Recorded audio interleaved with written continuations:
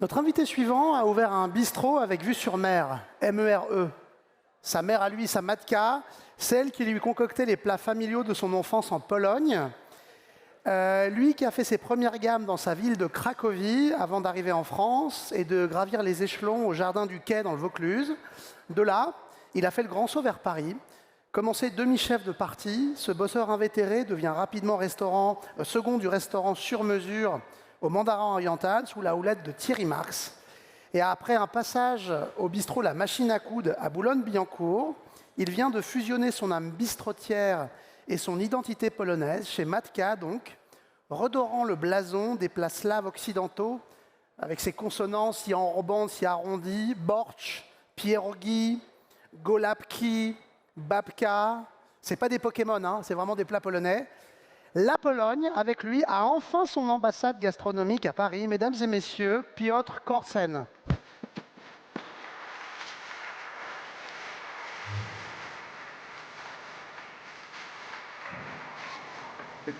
Comment ça va, Piotr? Ah, ça va très bien. Tu rentres sur une musique dynamique, enlevée? Exactement. C'est Ouais. un souvenir finalement, quand je suis arrivé en France en 2015, c'était le morceau qui passait tout le temps à la radio, donc c'était une des premières chansons françaises D'accord. que j'ai bien aimé. Donc tu associes ton arrivée en France à cette musique? Exact, ouais. Toi, tu avais commencé la cuisine à Cracovie, tu viens de Cracovie, de cette ville polonaise? Exactement. Ouais.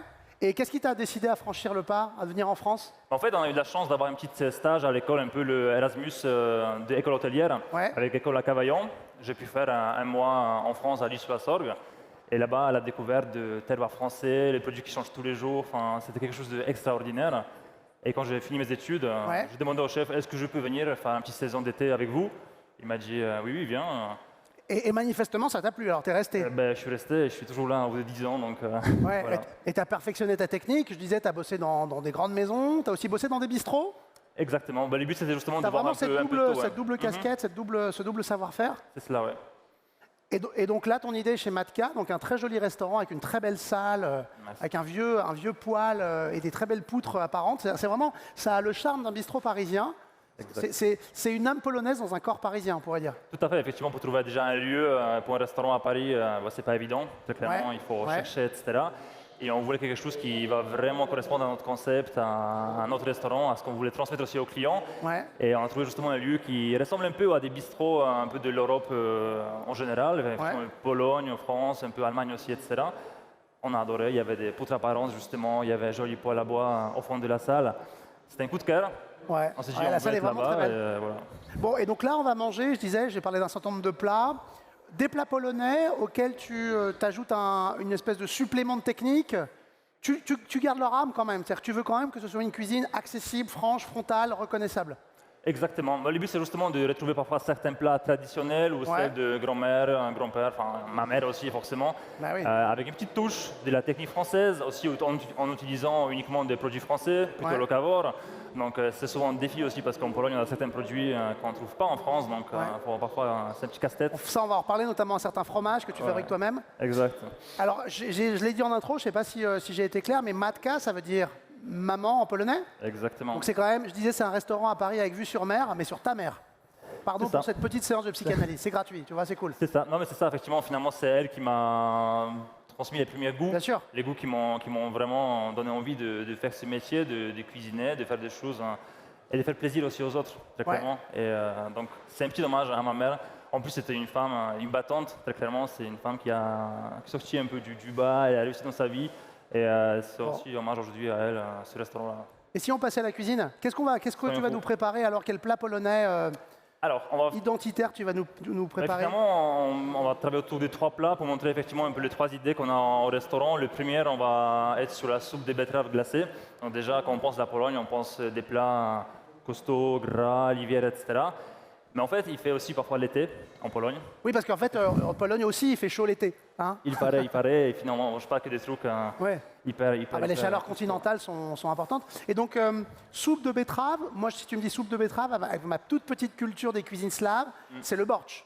C'est un peu un bortsch, ce qu'on va préparer là?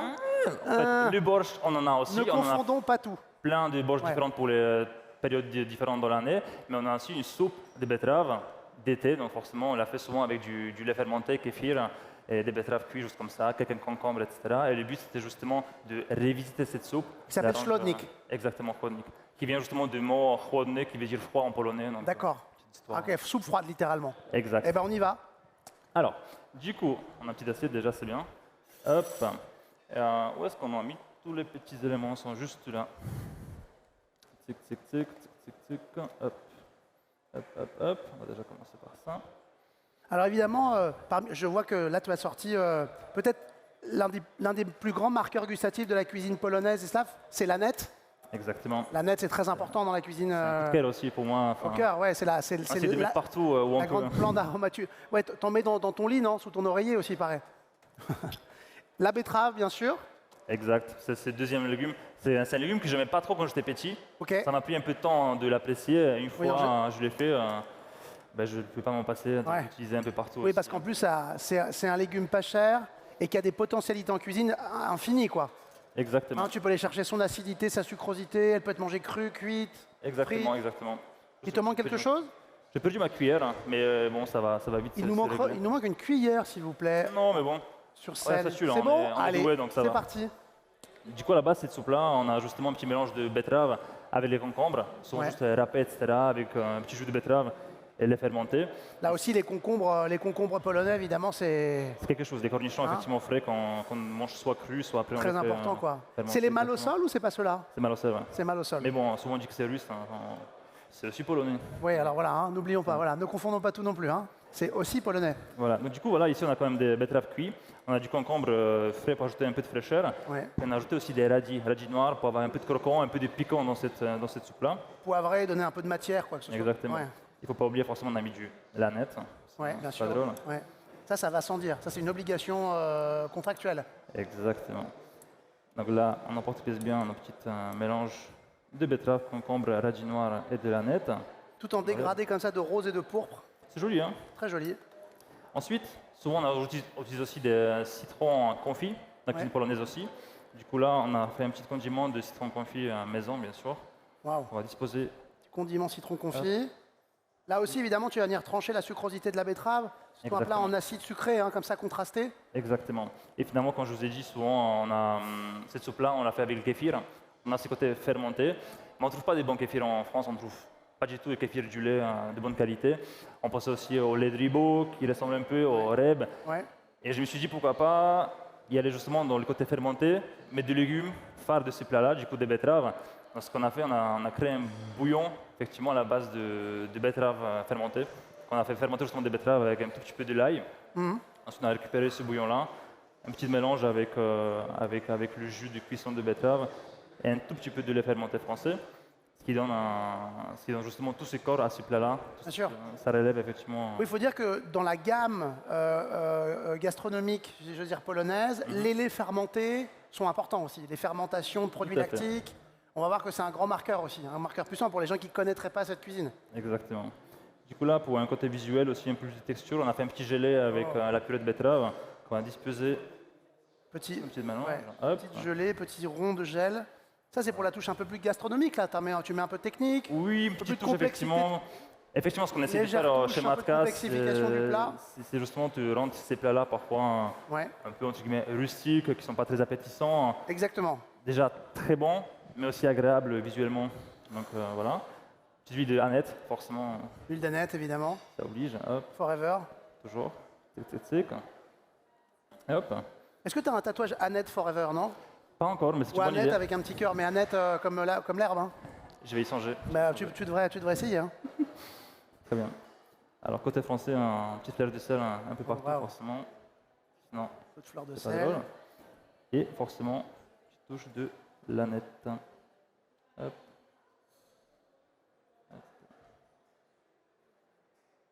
En soi, ça reste une soupe très très simple. Mmh. On a quelques produits, 4-5 ingrédients. Mais une fois c'est bien travaillé, c'est donc quelque chose de assez complexe aussi en termes de saveur. Et du coup, je vous ai parlé justement de notre bouillon Mhm. qu'on a justement là. Waouh.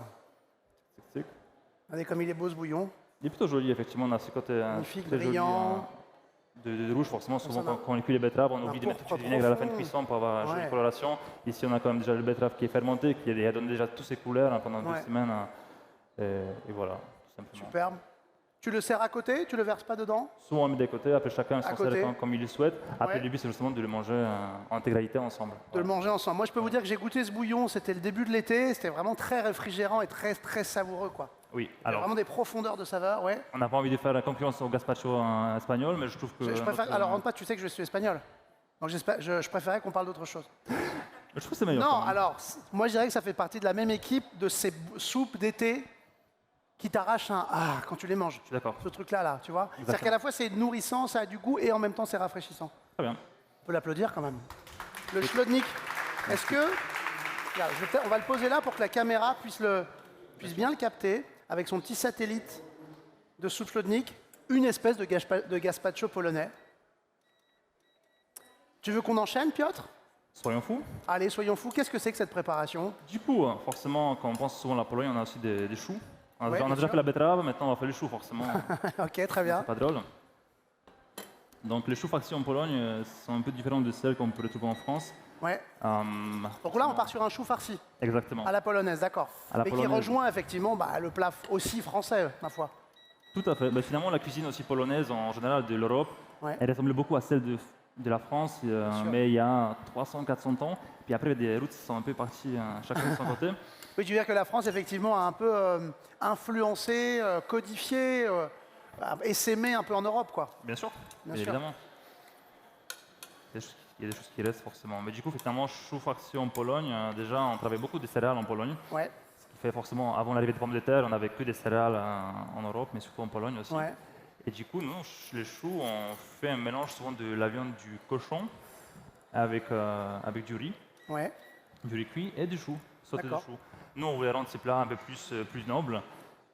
On a fait un petit agneau, on a fait un épaule d'agneau confit de 4 heures, Allez, qu'on a filoché joliment juste derrière. chou farci à l'épaule d'agneau, trop bien. Puis voilà, du coup, après, on a mélangé avec du riz rond de bonne qualité, un peu comme pour le sushi. Ouais. Petit sommelier, pardon. Donc là, tu as l'agneau mélangé avec du riz, c'est ça? Alors là, notre chou, Ouais. il est déjà monté, D'accord. il est déjà caché. Ah, je dois faire mancher, Là, c'est d'accord. des accompagnements. Ah oui, Ok, oui. d'accord. Il est caché, et juste là. Oh, magnifique, il arrive, il est là. C'est toujours bien de le faire Il a un peu déjà à la été veille. mis en comme forme, ça, c'est magnifique. il Quel est bel meilleur. objet. Et finalement, pour une petite histoire, effectivement, ça s'appelle gołąbki, qui veut dire les pigeons en polonais, mais on les appelle comme ça. Ok, Très bien. Et souvent, dans ma famille, c'était mon père qui préparait les choux farcis à la maison. d'accord. Il faisait à peu près une fois par mois, les samedis plutôt. Ouais. C'est lui qui cuisinait les samedis, donc voilà. Oui, parce que c'est un plat qui prend un peu de temps quand même. Donc il faut avoir le temps. Tout à fait, Ouais. tout à fait. Et à savoir qu'en Pologne, on a souvent deux écoles. Soit on mange des choux farcis avec la sauce aux champignons, soit avec la sauce à la tomate. Donc Mhm. D'accord. forcément, mon père aussi préparait toujours les deux sauces. Et après, c'était au choix, soit un, soit l'autre. Et moi, Piotr, il voulait toujours avoir les deux sauces Pourquoi choisir? pour pouvoir choisir, pour goûter un peu. Ouais. Et finalement, la sensation de manger les deux ensemble, finalement, la tomate et les champignons, pour moi, ça marchait toujours tellement bien que, en décidant de créer une nouvelle carte pour notre restaurant, je me suis dit pourquoi pas travailler sur ce mélange. Bon, en on fait. voit effectivement qu'on est quand même très loin du chou farci rustique. Oui. Hein, c'est un très beau volume. C'est ça aussi de la cuisine de Piotr. C'est une cuisine soigneuse, soignée, qui va dégrossir un peu certains plats qui sont un peu francs du collier. Faut que dans Moi, un- quand je fais un chou farci, franchement, il est moins beau que celui-là. Je te cache pas. Ah, c'est gentil, merci. Donc voilà, on a un joli chou farci qui est juste là. Quand souvent on cuit, on le fait rôtir avec un Super. petit peu de bouillon au fond. Comme Ouais. ça prend tous les saveurs, etc. Déjà, les feuilles de chou aussi, on les fait blanchir dans un bouillon pour garder tous ces saveurs parce que souvent le chou, les feuilles de chou dans l'eau, ça prend la flotte, entre guillemets. Ça donc, absorbe. ça absorbe Eh beaucoup, ouais, c'est une donc, petite éponge. Donc voilà.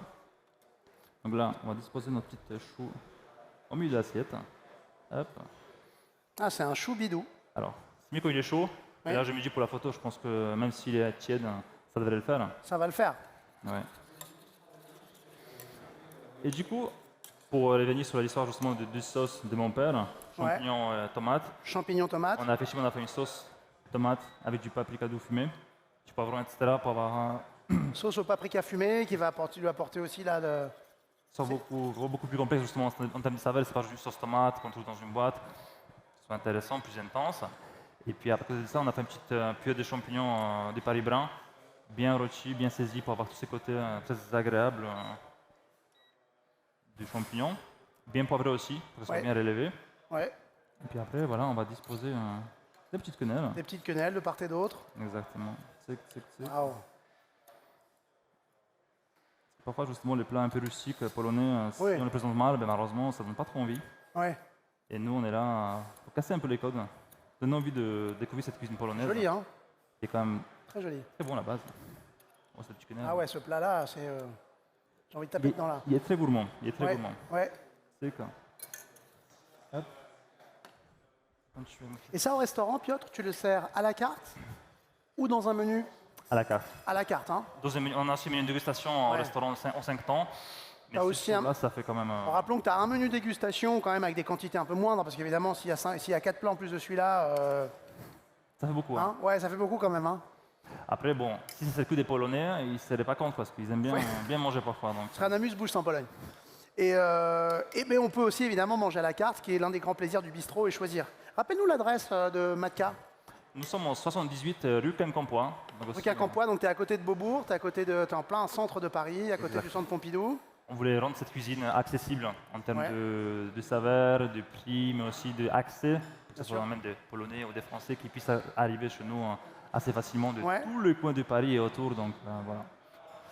C'était un hasard qu'on a trouvé celui-là, mais Génial, et puis l'endroit, j'insiste, l'endroit est vraiment beau. donc voilà, on a déjà Bon. des petits éléments. Il nous faudra un petit huile de Ouais. livèche, parce qu'on a mis aussi des champignons. De l'ivèche, tu as dit? Exactement. Donc il va apporter quoi? Un peu d'amertume, Tout à fait. côté herbacé, Côté herbacé aussi. surtout, Ouais. effectivement, qui va bien avec les champignons. Oh, et puis ça va un petit lustrer peu. aussi le... Hop là, oh, par contre, pas dans l'assiette. Hein. C'est le direct. Hop là. Tu masses à l'huile Toujours, toujours. En plus, son petit chou. là, c'est un peu froid, mais quand il est chaud, etc., Ouais. c'est vraiment une sensation très agréable. Bon, c'est que. Hop, petite huile sur l'assiette aussi. Et ensuite, on va ajouter un petit jus de l'agneau confit. Waouh, ah oui, pardon, par-dessus réduit, aussi. pardon. Oh, ouais, d'accord. Délicatement autour. Ils sont déjà Pour la brillance et pour avant que l'assiette amener arrive chez encore les un clients. rappel de la farce. Exactement, il va déjà boire pas mal de jus, donc c'est encore meilleur. Non, toi, Piotr, c'est la farce tranquille un peu, non? Hmm. Toi, tu veux la farce tranquille? Non, rien, c'est un truc, une Ah ouais, référence. moi Regarde, j'aime bien les non. jeux de mots, mais parfois, Non, je t'en parlerai après. moi, j'avoue que, voilà, disons en France, mais pas assez encore D'accord. pour tout comprendre. Hein. On essaye. Et puis pour un petit côté croquant, Crispy. croustillant, si on veut, exactement, on fait des petites chips de riz, Ouais. de maison aussi, donc Oh, avec wow. le même riz que pour le chou. C'est qu'on dispose un petit par-ci, par-là, sous les champignons. Et hop là. On est quand même sur un chou farci qui s'est refait une beauté, là. Hein. C'est le chou farci sur son 31. Oui, Ouais. on n'est pas Et content. alors? Et alors?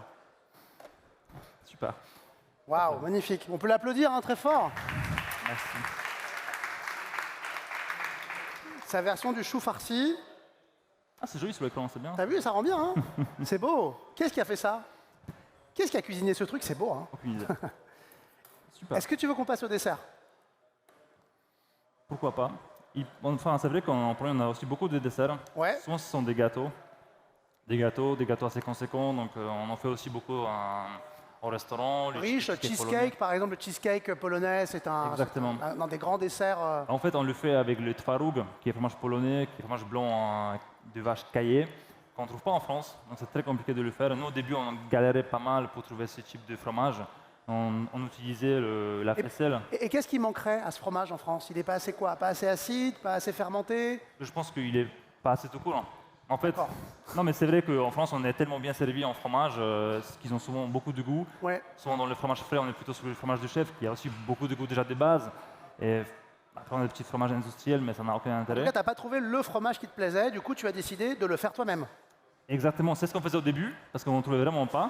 Et du coup, on faisait justement la faisselle pressée à maison. Donc, pendant Ouais. 2 nuits, il fallait presser avec beaucoup de poids pour avoir une texture assez agréable. Et il y a un mois, on a trouvé une ferme de Viltin, à l'est de Paris, qui font un fromage de vache qui ressemble pas mal à celui de la Pologne. Ah, super, bonne C'est nouvelle. pas encore ça, Bon. mais ça dépanne. D'accord, ok. Mais Je c'est pense pas qu'il faut que tu ailles les voir, que tu leur fasses un petit repas, un chou farci, un peu de vodka et leur parler un peu. Exact, exact. Donc voilà, mais souvent on a beaucoup de gâteaux en Pologne. Là, pour le coup, je voulais faire autre chose. Ouais, qu'est-ce que tu veux faire? On connaît Alva.